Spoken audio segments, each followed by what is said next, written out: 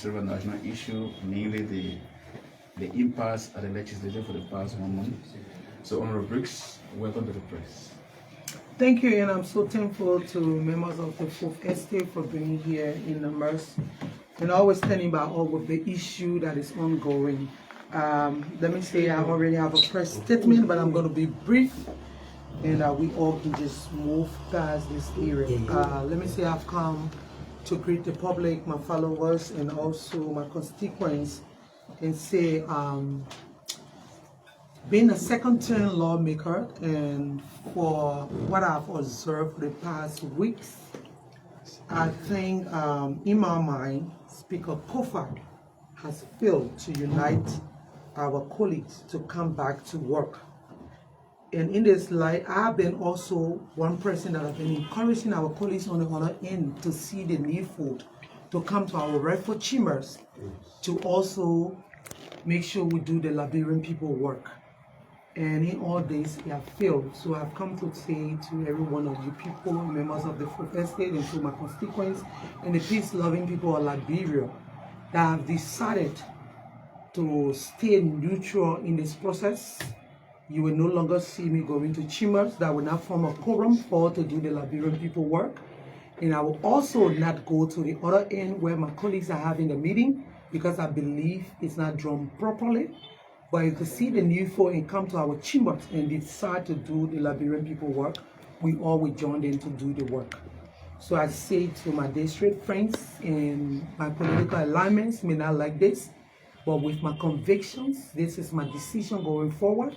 I will be in my office doing my work, and also in my districts, having town hall meetings, and also reaching out to my citizens, because it's important I understand. And let me leave my colleagues with the last one. In our quest to fight for leadership, please, there is other more important fight for the Liberian people that need to be done. So let us all see the need to come into the Liberian people work. Thank you, everybody. All right, so we'll take questions. We go this way. Let's start with Wisdom, then we'll come back to OKFM, and then we'll... Thank you so much. I have known you for a couple of years to be one person who I've come with a very distinct character, a good one, from the 54th down to the 55th.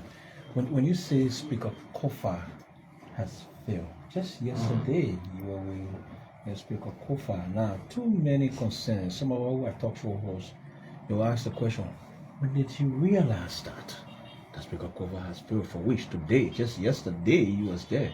And you have today to say that he has failed, and you're not going to do this, you're not going to do that. How can you explain this, madam? Thank you, Wisdom. This is it. My being there, when you said I was there, I was always standing for the law and the rightful thing to be done.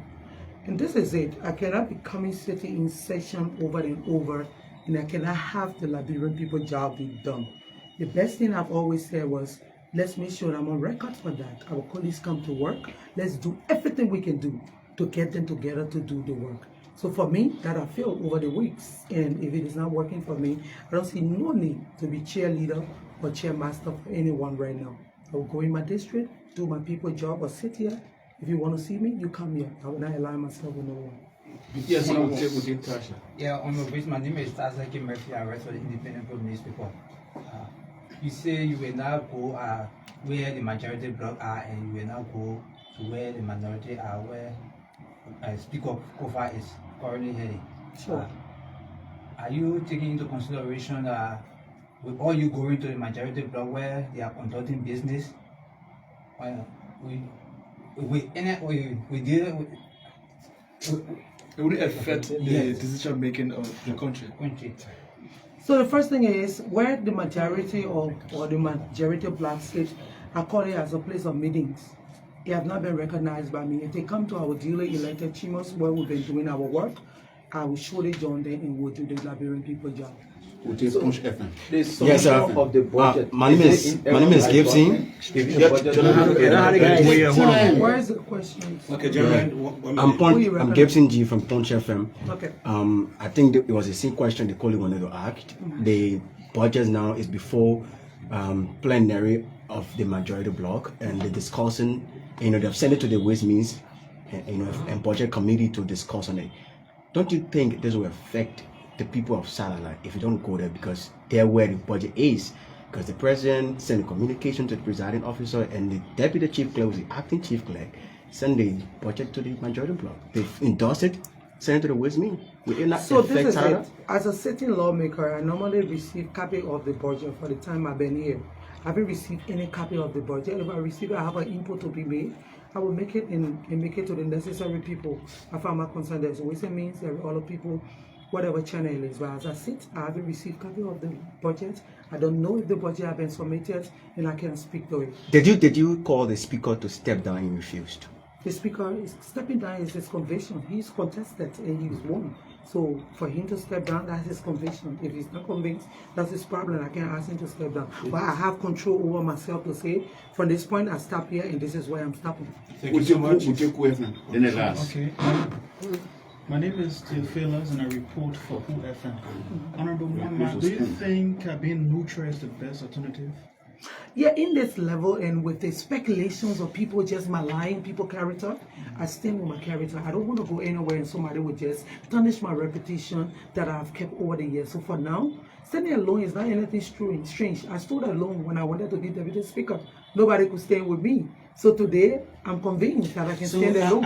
I know that before joining this, the Koffa can be consulted your districts. Coming with this news, did you reach back in the district to inform the people? I will be neutral? So what is Koffa camp? I'm not in no camp. I've been going to the camp where the duly elected speaker been sitting and hoping that he will have a quorum for us to do the people work. And since that is not materialized, I don't see a necessary reason why I cannot have quorum. Would you spoon? Then I'll close it up. Spoon, then I'll Yeah, close it up. Representative Briggs, we gotta close this stuff. there are reports yesterday we saw a dramatic,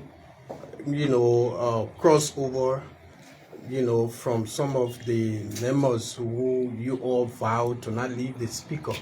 Representative Blue and the rest of the people went on the other side, and there are reports that money was allegedly dished out up to 75,000. Did anybody reach out to you to consult you?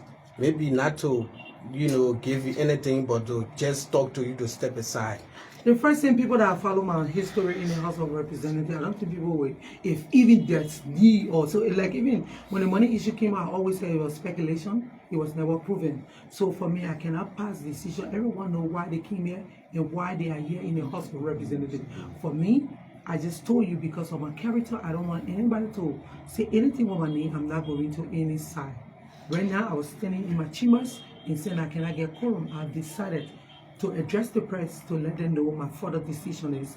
Stay away. I'm not going to go in the chambers again, and I'm going to sit in my office or go in my district to do the people work. Whether my friends was being induced with money, I cannot say to it because I never saw them receiving money or somebody giving them money. Nobody approached me on any issue about money. You return to the country, tell us close up on this the essence of your visit of recent.